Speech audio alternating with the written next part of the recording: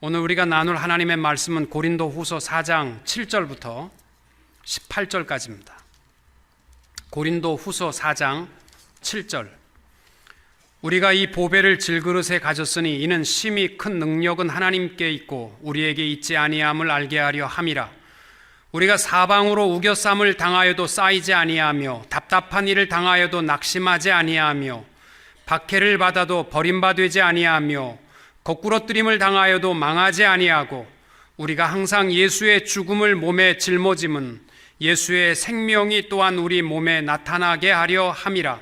우리 살아있는 자가 항상 예수를 위하여 죽음에 넘겨짐은 예수의 생명이 또한 우리 죽을 육체에 나타나게 하려 함이라. 그런즉 사망은 우리 안에서 역사하고 생명은 너희 안에서 역사하느니라. 기록된 바 내가 믿었으므로 말하였다 한 것 같이 우리가 같은 믿음의 마음을 가졌으니 우리도 믿었으므로 또한 말하노라. 주 예수를 다시 살리신 이가 예수와 함께 우리도 다시 살리사 너희와 함께 그 앞에 서게 하실 줄을 아노라. 이는 모든 것이 너희를 위함이니 많은 사람의 감사로 말미암아 은혜가 더하여 넘쳐서 하나님께 영광을 돌리게 하려 함이라. 그러므로 우리가 낙심하지 아니하노니 우리의 겉사람은 낡아지나 우리의 속사람은 날로 새로워지도다. 우리가 잠시 받는 환난에 경한 것이 지극히 크고 영원한 영광에 중한 것을 우리에게 이루게 함이니 우리가 주목하는 것은 보이는 것이 아니요 보이지 않는 것이니 보이는 것은 잠깐이요 보이지 않는 것은 영원함이로라.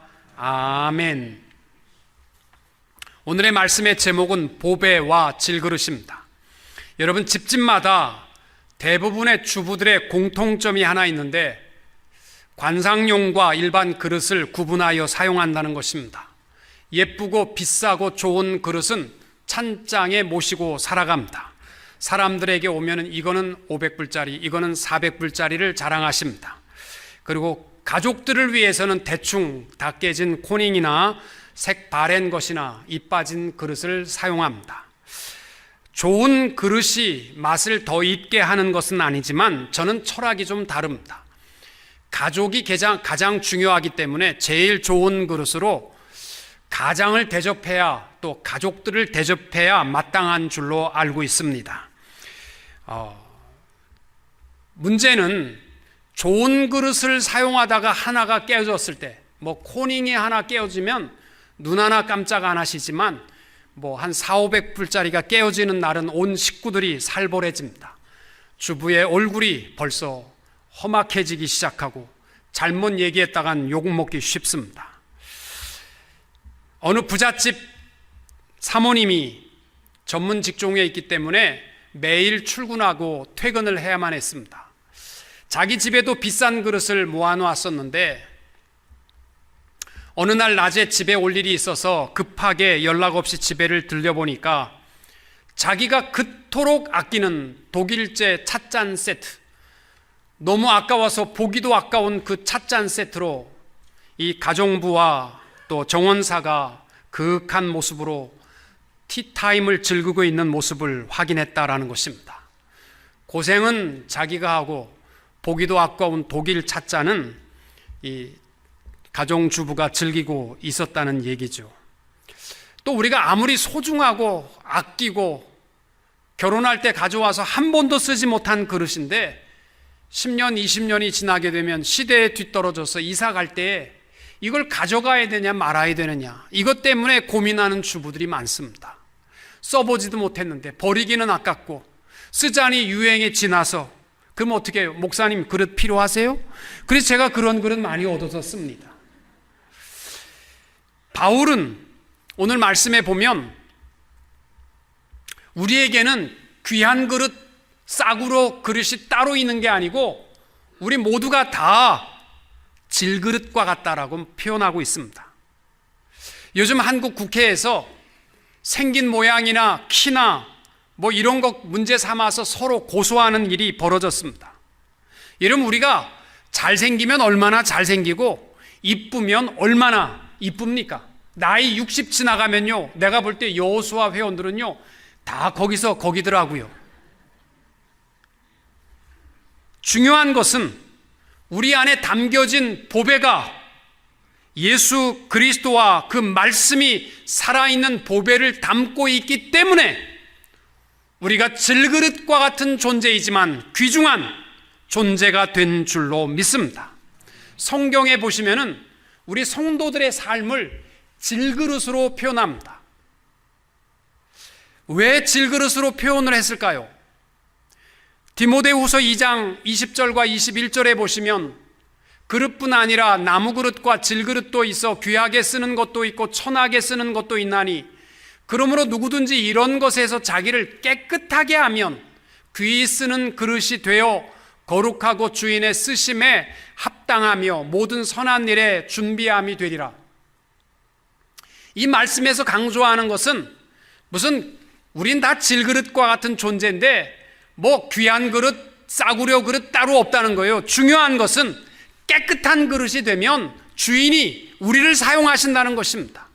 여러분, 우리가 관심을 가져야 될 것은 이 질그릇에 얼마나 이쁘고 멋있게 포장할 것인가 이런 거 가지고 고민하거나 질그릇에 톱니 하나 생겼다고 고민하지 마시고 늘 깨끗한 그릇이 되어서 아버지께 쓰임받는 성도님들이 될 수 있기를 축복합니다. 이게 질그릇의 사명입니다. 또 하나는 이사야 64장 8절 말씀에 보시면 이제 주는 우리 아버지시니이다. 우리는 진흙이요 주는 토기장이이시니 우리는 다 주의 손으로 지으신 것이니이다. 여기서 강조하고 있는 질그릇은 뭐냐면 큰 그릇도 있고 작은 그릇도 있고 간장 종지만한 그릇도 있고 깊은 그릇도 있고 여러 가지가 있는데 질그릇은, 토기 그릇은 똑같다는 거예요. 중요한 것은 이 토기장이가 쓰기 원하여서 만든 작품이에요. 물 마시기 위해서는 컵을 만드는 거고 뭐 간장을 담기 위해서는 간장 종지 만드는 것인데 왜 나는 그릇이 이렇게 작아요? 나는 왜 이렇게 그릇이 볼품이 없어요? 이런 거 가지고 탓하지 말고 주인이 쓰시기 원하는 대로 우리를 지으신 줄로 믿고 관심은 내가 어떻게 내 뜻대로 쓰여지느냐 이 인생이 되지 마시고 나를 지으신 하나님이 쓰시고자 하는 위치가 어디인가를 확인하시고 하나님이 쓰시기 원하는 대로 쓰임받는 성도님들이 될 수 있기를 축복합니다. 이것이 질그릇입니다. 오늘 본문 말씀에서는 질그릇은 고난과 관련되어 있습니다. 인간의 육신적인 연약함의 한계를 지적하고 있으며 동시에 그 안에 담겨진 보배에 비해서는 우리는 턱없이 부족한 질그릇과 같은 존재들이다라는 것입니다. 여러분, 우리는 살고 죽는 것도 우리 마음대로 할 수 없는 존재들입니다. 살아가면서 능력 있게 살아가는 것은 두말할 것 없습니다. 우리의 질그릇의 능력이 아니라 우리 안에 담겨진 예수 그리스도의 이름의 능력이 우리를 능하게 하여 주시는 줄로 믿습니다. 그래서 오늘 본문에서 우리에게 바울이 말씀하는 것은 우리 예수 믿는 사람들이 누구냐? 잘 아셔야 됩니다. 우리는 복음과 그리스도의 영광으로 둘러싸여 있지만 동시에 육체로 말하자면 이루 말할 수 없는 연약함, 쉽게 깨어져 버릴 수밖에 없는 존재들이다라는 사실을 기억하시기 바랍니다. 그리고 우리의 가치는 이 껍질에 있는 것이 아니라 우리의 이 연약한 질그릇이 우리의 가치에 있는 것이 아니라 우리 안에 담겨진 보배가 우리의 인생을 가치 있게 하는 줄로 믿으시기 바랍니다. 여러분, 육신의 가치만을 자랑하면요 어느 순간에는 깨어져 버리고 망할 수밖에 없습니다. 그러나 우리 안에 담겨진 보배를 귀중히 여기며 그 가치를 깨달을 때 우리는 그 은혜로 살 수 있고 그 능력과 힘 가운데 살아가게 되는 줄로 믿습니다. 여러분, 가치 있는 것이 무엇인가를 아십시오. 여러분, 그거 아시잖아요. 한 장사꾼이 고양이를 키우는데 수천만 원짜리 백자를 꺼내놓고 고양이 밥그릇으로 사용했습니다. 누가 봐도 그것은 골동품입니다. 그래서 조금 골동품에 눈이 뜬 사람들은 지나가다 말고 그 고양이 주인에게 얘기합니다. 당신 고양이가 너무 내 마음에 든다. 고양이를 나한테 팔아라. 아, 난 이 내 고양이 안 판다. 고양이를 팔아다. 얼마를 원해도 주겠다. 이를테면 10,000원이면 10만 원 줄래? 줄게. 10만 원을 주고 고양이를 데리고 가면서 그 밥그릇도 좀 달라. 그건 안 되겠다. 그 밥그릇 때문에 오늘 고양이 6마리째 팔았다. 그렇게 대답을 했다는 것입니다. 중요한 것, 여러분, 우리의 가치는 껍질이 아닙니다. 육신이 아닙니다. 우리 안에 있는 은혜인 줄로 믿습니다. 그래서 고린도후서 12장 9절에서 바울이 고백하는 말이 있습니다. 나에게 이르시기를 내 은혜가 내게 족하도다. 이는 내 능력이 약한 데서 온전하여 짐이라 하신지라. 그러므로 도리어 크게 기뻐함으로 나의 여러 약한 것들에 대하여 자랑하리니 이는 그리스도의 능력이 내게 머물게 하려 함이라. 아멘. 여러분, 우리의 육신의 연약함은 없어질 대상이 아니라 중요한 것은 하나님의 능력의 손길에 맡기고 담대하고 승리하며 살아갈 수 있는 성도님들이 다 되시기를 주님의 이름으로 축원합니다. 제일 먼저 오늘 말씀을 통해서 기억해야 할 것은 보배를 담은 질그릇은 결코 낙심해서는 안 된다라는 것입니다. 보배를 담은 질그릇의 특징이 무엇입니까? 육신으로 말하자면 쉽게 깨어질 수밖에 없는 연약한 존재이지만, 그러나 하나님이 우리를 보호하시고 우리를 힘주시는 이유가 우리 안에 보배가 담겨 있기 때문입니다. 8절과 9절에 이렇게 말씀합니다. 우리가 사방으로 우겨쌈을 당하여도 쌓이지 아니하며 답답한 일을 당하여도 낙심하지 아니하며 박해를 받아도 버림받지 아니하며 거꾸러뜨림을 당하여도 망하지 아니하고, 이 8절과 9절의 말씀을 보면은 영어 성경을 보시면은 심플하게 되어 있어요. But not, but not, but not 이렇게 되어 있습니다. 우겨쌈을 당해봐야 쌓이지 않는다. 답답한 일을 당해도 낙심하지 않는다.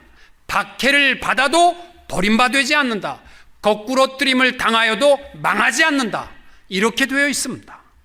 왜요? 우리의 질그릇이라면 팍 깨져버리겠지만 우리 안에 보배가 담겨있기 때문에 하나님께서 결코 우리를 낙심의 자리에 버려두는 법이 없다라는 약속입니다. 특별히 우겨쌈을 당한다라는 말, 이 말은 공동 성서 번역에 의하면 우리가 아무리 짓눌려도 찌부러지지 않는다라고 번역했습니다. 왜냐하면 여기서 우겨쌈이라는 말은 들리보메노이라는 단어가 포도즙 틀에서 포도즙을 얻기 위해서 포도를 넣고 들어가서 짓밟는 행위를 나타내는 동사입니다. 아무리 짓밟힘을 당하여도 쌓이지 않는다. 왜냐하면 우리의 질그릇만 의한다면 연약한 존재지만 그 안에 담겨 있는 것 때문에 하나님께서 지키시고 보호하여 주실 줄로 믿으시기 바랍니다. 여러분, 우리의 연약한 질그릇 보면요, 날마다 실망할 일밖에 없어요. 열왕기 하 6장 말씀해 보시면은 아람 왕이 조그만 이스라엘을 점령하기 위해서 수많은 군대를 기습적으로 공격해 봅니다. 그런데 군대 몇 명 되지도 않는데 꼭 들어가는 골목길에 이스라엘 군대가 아람 군대를 퇴치하는 거예요. 분명히 작전이 누출되는 겁니다. 그래서 아람 왕이 누구냐? 우리 참모 가운데 스파이가 누구냐?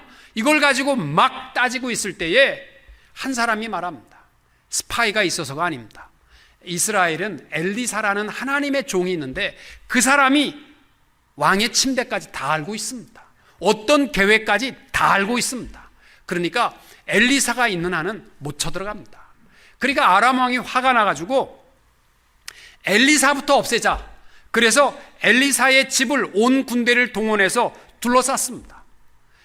사환이 나와서 아침에 보니까 온통 이 아람의 군대가 자기의 집을 둘러싸고 있습니다. 그러니까 엘리사를 향하여서 내 주여 어찌해야 합니까? 이젠 죽었습니다. 그렇게 고백할 때에 엘리사가 말합니다. 두려워하지 말라. 우리와 함께한 자가 저와 함께한 자보다 많으니라. 그리고 원컨대 저의 눈을 열어 보게 하옵소서. 사환의 눈을 들어 보니까 하나님의 불병과 불말이 아람의 군대보다 훨씬 많이 엘리사를 에워싸고 있음을 확인할 수 있었습니다. 여러분, 육신을 보면 절망입니다. 우리 안에 담겨진 보배를 바라보고 늘 결코 쌓이지 아니한 존재라는 사실을 기억하시기 바랍니다. 두 번째로, 답답한 일을 당하여도 낙심하지 않는다고 합니다. 이 답답한 일이라는 말은 무엇을 해야 할지, 어떻게 해야 할지 당황스러운 위치를 의미합니다. 우리 그리스도인들은 순간적으로 당황할 수 있습니다. 그러나 분명한 것은 낙심할 이유가 없다라는 것입니다. 왜? 모든 답답한 일을 통하여서도 하나님이 역사하시기 때문입니다. 그래서 에베소서 3장 13절 말씀에 그러므로 너희에게 구하노니 너희를 위한 나의 여러 환난에 대하여 낙심치 말라. 이는 너희의 영광이니라. 아멘. 또 박해를 받아도 버림받지 않는다라고 했습니다. 박해는 핍박과 도망갈 수밖에 없는 절대절명의 위기를 의미합니다. 여러분, 하나님의 의를 지키는 것은 쉽지 않습니다. 악한 영은요, 성도를 겁박해서 의로운 삶을 포기하게 만듭니다. 질그릇과 같은 연약한 육신이기 때문에 육신만 바라보면요, 너무너무 연약하여서 의를 지키기가 어렵습니다. 저도 학생 때 보면 주위에 있는 사람들이 의롭다 그러면, 정의다 그러면 물불을 가리지 않고 나갔는데, 이제 나이가 들고 보니까 주위에 의를 지키는 사람요, 눈 씻고 봐도 없어요. 다 편안한 길을 택합니다. 고생하는 길 안 택합니다. 그저 점잖은 길 택하려고 그래요. 이렇게 그냥 조금 먹고 살다가 말지 뭐, 이런 철학입니다.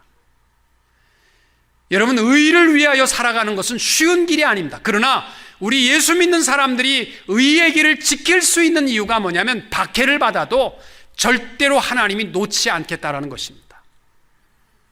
거꾸로뜨림을 당하여도 망하는 법이 없다는 것입니다. 거꾸로뜨림이라는 것은 가장 인생의 밑바닥으로 떨어진 자리라 할지라도 하나님은 그 손을 놓지 않고 반드시 잡아 세우겠다라는 약속입니다. 여러분, 질그릇은 유효한 존재이지만, 유효 기간이 있지만 우리의 보배는 영원한 것인 줄로 믿습니다. 보배를 담은 질그릇답도록 담대하게 어떠한 일에도 절망하지 않고 두려워하지 않고 의를 지키며 승리할 수 있는 성도님들이 되시기를 축복합니다. 두 번째로, 보배를 담은 질그릇이라고 했는데 무엇을 보배라고 표현하고 있느냐? 10절에서 이렇게 말합니다. 우리가 항상 예수 죽인 것을 몸에 짊어짐은 예수의 생명도 우리 몸에 나타나게 하려 함이라. 조금 어려운 말씀이지만 여러분, 여기서 예수 죽은 것을 담아야 한다는 거예요, 우리 마음에. 그런데 여기서 예수 죽은 것이라고 표현한 것이 뭐냐면, 보통 죽음의 상태를 의미하는 단어는 이 다나토스라는 단어를 사용하는데, 헬라어로 본문은 네크로신이라는 단어를 썼습니다. 이것은 뭐냐면 죽음의 상태를 담고 살아가는 것이 아니라 예수님께서 우리 죄를 위하여 대신 고통을 당하시고 십자가에 죽어져 가는 모습, 죽어져 가는 과정을 담고 살아가는 자가 보배를 담고 살아가는 질그릇이라는 표현입니다. 여러분, 우리는요, 예수의 죽었다라는 역사적 사실을 지식에 담고 살아가는 존재들이 아니라 예수님께서 내 죄를 위하여서 죽으시는 그 고통의 십자가를 내 마음에 담고 살아가는 자들이 하나님의 사람들인 줄로 믿습니다. 사도 바울이 고린도전서 15장 31절에서 형제들아, 내가 그리스도 예수 우리 주 안에서 가진 바 너에게 대한 나의 자랑을 두고 단언하노니 나는 날마다 죽노라, 이렇게 표현했습니다. 자기는 한번 예수의 십자가에 죽었다라고 표현해도 괜찮은데 자기는 날마다 죽는다라고 표현한 것은 뭐냐면 예수의 죽음을 담고 살아가는 것이 아니라 나를 위해서 죽으신 예수의 죽음의 과정을 담고 살아가고 있다라는 고백입니다. 여러분, 그래서 우리 예수 믿는 사람들은요, 우리 마음에 역사적 사건을 담지 마시고 예수의 고난의 십자가를 늘 담고 살아가는 성도님들이 되시기를 축복합니다. 예수님께서 누가복음 9장 23절에서 또 무리에게 이르시되 아무든지 나를 따라오려거든 자기를 부인하고 날마다 제 십자가를 지고 쫓을 것이니라. 십자가를 지셔야 됩니다. 고난의 십자가가 있어야 돼요. 이게 보배를 담고 살아가는 자들입니다. 예수는 아는데 고난의 삶은 없다면 잘못된 겁니다. 우리가 닮아야 할 것은 예수 그리스도의 고난의 십자가를 담고 살아가야 할 줄로 믿습니다. 영어에도 no cross, no crown입니다. 십자가가 없으면 승리의 면류관도 없습니다. 우리가 잘 아는 헨리 나우엔이라는 분이 하버드 대학교 심리학과 교수로서 신학과 기독교 영성에 대해서 강의를 하시던 분입니다. 50이 넘으면서 어느 날 문득 자기 마음에 회의가 왔습니다. 예수도 증거하고 기독교에 대한 강의도 많이 했는데 자기 마음이 공허합니다. 그러면서 하나의 질문이 그 인생을 바꾸어 놓습니다. 그 하나의 질문이 뭐냐면 Did becoming older bring me close to Jesus? 내가 나이 들어가면서 더 예수님께 가까워지고 있느냐? 예수님 닮아가고 있는 거 맞는가? 하라는 질문이에요. 여러분, 우리 성도들 보면요, 젊었을 때 죽도록 봉사하다가 나이 들었으니까 이제는 나는 그만 하시는 분들이 있다면 잘못된 겁니다. 우리가 평생에 담아야 할 것은 예수 그리스도의 죽음이 아니라 죽음의 십자가를 담고 하나님이 부르시는 그날까지 날마다 죽어야 할 줄로 믿습니다. 그래서 이 헨리 나우엔이 이 질문을 가지고 자기의 인생의 변화를 이룹니다. 하버드 대학 교수의 직분을 사임하고 캐나다에 있는 라르케 공동체, 여기는 지체 부자유주들이 버려진 아이들이 크는 곳입니다. 그곳에서 그들을 먹여주고 그들의 머리를 감겨주고 그들의 옷을 입혀주고 그들을 목욕시켜주고 그렇게 살다가 하나님의 부르심을 받습니다. 여러분 스스로 한번 대답해 보세요. 내가 나이가 들수록 주님과 더 가까워지는 거 맞으십니까?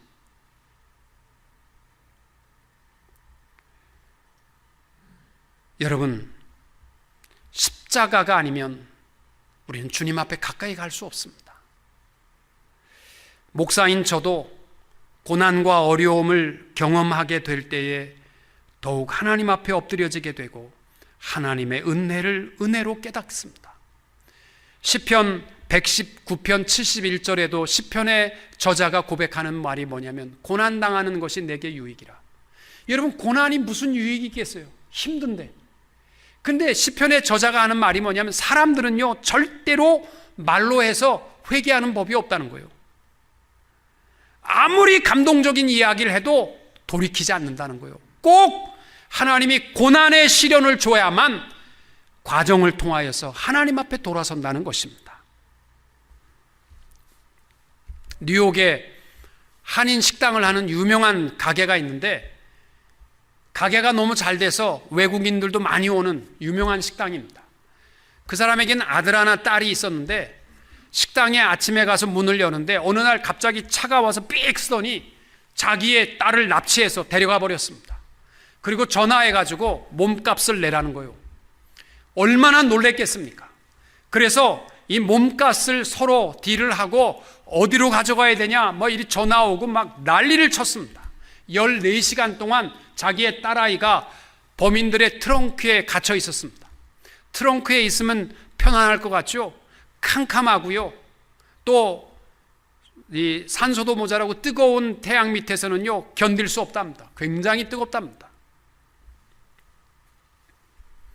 이 딸아이가 갇혀서 처음에는 죽을 것 같은 두려움이 가득했는데 하나님 앞에 회개하기 시작했답니다. 하나님께서 우리 이민 보내주셔서 다른 사람들은 고생 많이 하는데 이 한인 식당 해가지고 많이 돈도 벌게 하시고 어려움도 없이 큰 은혜를 주셨는데 우리는 돈 벌기에 급급해서 주일날도 장사하기 바빴고 교회 가기는커녕 11조는커녕 봉사하기는커녕 모으기만 힘썼는데 하나님께서 우리에게 회개할 기회를 경고를 많이 주셨음에도 우리는 깨닫지 못하고 세상 속에 빠져 있는 것 회개합니다. 이 딸아이가요 하나님 앞에 회개하기 시작했답니다. 한참을 회개하고 났더니 그 다음에 깨고 나서 고마운 마음이 생기더래요. 혹시 내 어린 동생이 여기 잡혀와서 여기 있다면 얼마나 아이가 무서울까. 차라리 내가 잡혀온 건 너무 감사합니다. 그래가지고 감사 기도하기 시작했답니다. 그리고 하나님 앞에 감사하기 시작하는데 한두 가지가 아니더래. 여러 가지를 감사하다가 아버지가 딸아이가 죽었는지 살았는지도 모르고 범인과 계속 돈을 딜하고 어디로 갖다 줄까? 갖다 주는 순간 FBI가 덮쳐가지고 범인을 잡았습니다. 딸아이가 14시간 만에 트렁크에서 나왔습니다. 보통 14시간 트렁크에 갇혀 있으면요 온몸이 땀으로 젖고 죽음의 공포 속에요 벌벌 떨고 그냥 입원실로 가야 정상인데 이 아이가 헤헤 웃으면서 머리털 하나 젖지 않고 나왔다는 거예요. 사람들이 깜짝 놀라서 어떻게 된 거냐?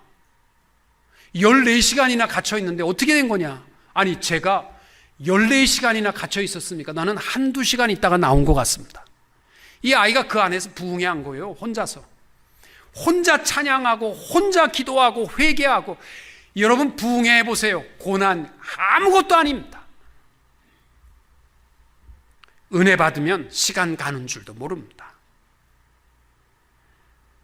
우리가 담아야 될 것은 예수 그리스도의 죽음의 역사가 아니라 고난의 죽음의 과정을 담고 살아갈 수 있게 되어야 합니다. 또 우리가 담아야 할 것이 예수의 생명입니다. 우리 예수 믿는 사람들이요 생명의 냄새가 나야 돼요. 말끝마다 죽고 싶다, 말끝마다 에이 하고 욕하고 절망하고, 이건 생명의 냄새가 없는 사람입니다. 우리에게 예수 그리스도의 대속적 그리스도의 죽음을 담았다면 생명의 냄새를 가지고 세상 사람들 앞에 생명의 냄새를 나타낼 수 있게 되시기를 바랍니다. 그리스도인의 냄새는 생명의 냄새예요. 이것이요 무슨 여자들이 쓰는 무슨 그 향수랑 다른 거예요. 향수는 똑같잖아요. 냄새가요 뭐 샤넬 5 똑같잖아요. 그런데 예수의 생명의 냄새는요 다릅니다. 고린도 후서 2장 16절 말씀해 보시면 이 사람에게는 사망으로 쫓아 사망에 이르는 냄새요 저 사람에게는 생명으로 쫓아 생명에 이르는 냄새라. 우리 냄새는요 죽음의 문턱에 있는 사람들은 두려움의 냄새입니다. 예수의 사람들에게는 그리스도의 향기로 나타나는 냄새가 되어야 할 줄로 믿습니다. 마지막으로 이제 바울은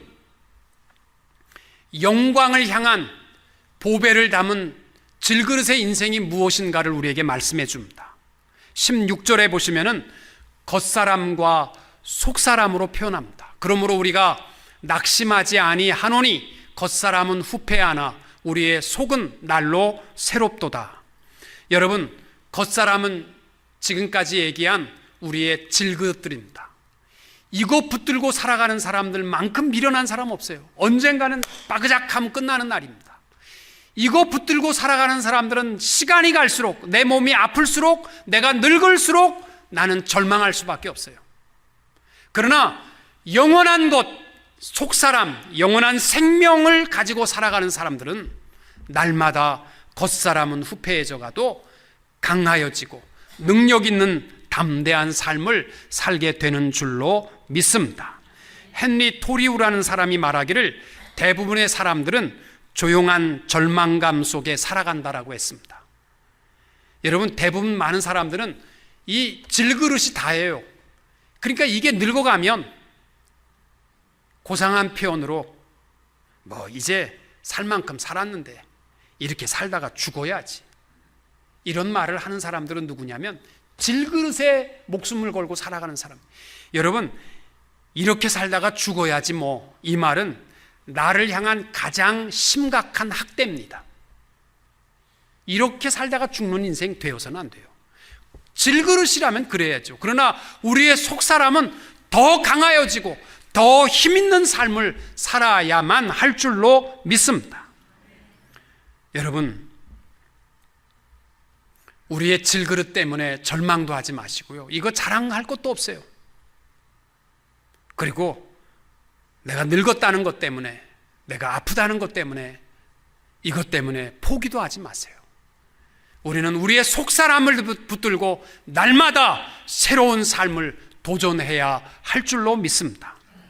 요즘 미국이 프로농구의 플레이오프로 한창인데 LA는 조용합니다. 왜냐하면 LA는 예선 탈락했기 때문에 누가 우승하든지 관심이 없습니다. 여러분, LA 레이커스가요 굉장히 잘했었어요.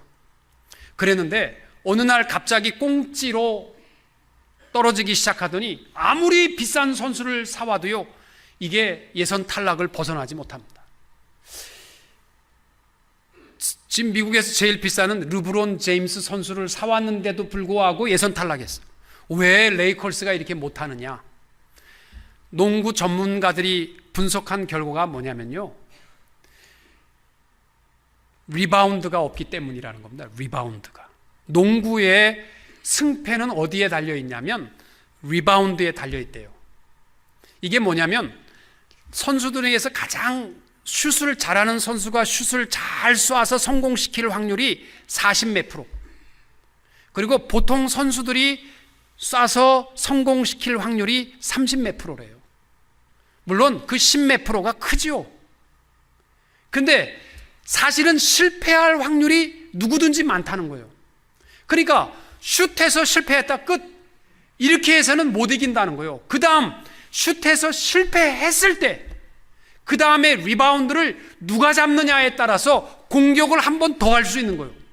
근데 이 리바운드에 목숨을 걸어야 되는데 많은 선수들이 리바운드 할 때 제일 많이 다친다는 거예요. 부딪히고 때리고 하기 때문에 제일 아프고 고통스러운데 그것을 참고 리바운드를 해야만 이길 수 있는데 그걸 못한다는 거예요.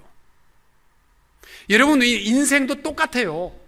사실은 내가 아무리 멋진 스펙을 갖추고 지식과 유능한 능력과 백업이 있다 할지라도요 실패할 확률이 훨씬 많습니다. 그러면 내가 실패했다고 해서 아유 나는 끝났다, 그러한 인생이 되어서는 안 된다라는 겁니다. 우리에게 중요한 것은 리바운드입니다. 다시 살아나는 거요, 다시 잡고 공격하는 겁니다. 왜냐하면 예수 그리스도께서 우리를 위하여서 죽으셨고 예수님이 다시 사셨기 때문에 우리 그리스도인의 신앙의 삶은 한마디로 표현하면 리바운드의 인생인 줄로 믿습니다. 다시 힘내셔야 됩니다. 아파도 힘을 내고 나이가 80이 되고 90이 되어도 이제는 이렇게 살다가 죽지 뭐, 이런 인생이 되지 마십시오. 제가 롱비치에서 목회 처음 할 때에 뒷면이 이렇게 교회당이 작은데 뒤에가 하얀 벽이었습니다. 그때 LA에 사시는 장로님 한 분이 우리 교회를 방문했다가 목사님 뒤가 너무 환해서 목사님 보고 있으면 눈이 너무 피곤합니다. 그래서 그분이 비로도라고 그러죠. 비로도 두막기를 주셔가지고 그 뒤에를 커튼을 비로도로 멋있게 하고 예배를 드렸습니다. 그분과 저는 그 관계가 답니다. 내가 장로님께 감사를 했고 장로님이 그 달아놓으셨고 그분은 멀리 계시기 때문에 다른 교회 다니셨습니다. 그랬는데 한 5, 6년 전에 전화가 왔어요. 그 장로님한테서. 그래서 장로님 성함도 잊혀져 가는데 어쩐 일로 전화하셨습니까? 그랬더니 자기가 기도하는 중에 목사님 생각이 나서 서점에다가 자기가 200불을 넣어놓고 가니까 목사님 와서 설교에 필요한 책 가져가세요. 200불어치. 그렇게 하고 전화를 따끄닥 끊으시더라고요. 정말 멋있으시더라고요. 나이가 80이 되고 90, 그분이 물어보니까 92세랍니다. 그런데 목회자들을 위하여 기도하면서 또 목사에게 필요한 것은 책이니까 서점에 가서 내 이름 하나 기억하고 대형교회 권영국 목사가 책 가지러 오면 200불어치 주라, 그렇게 얘기하고 했다는 거예요. 여러분, 나이 들어서 먹다가 가는 인생이 되지 맙시다. 주의 영광을 위해서, 우리 안에 담겨진 예수의 영광을 위해서 마지막까지 리바운드, 다시 일어나서 영광을 나타내며 살아가시는 성도님들이 꼭 되시기를 주님의 이름으로 축원합니다.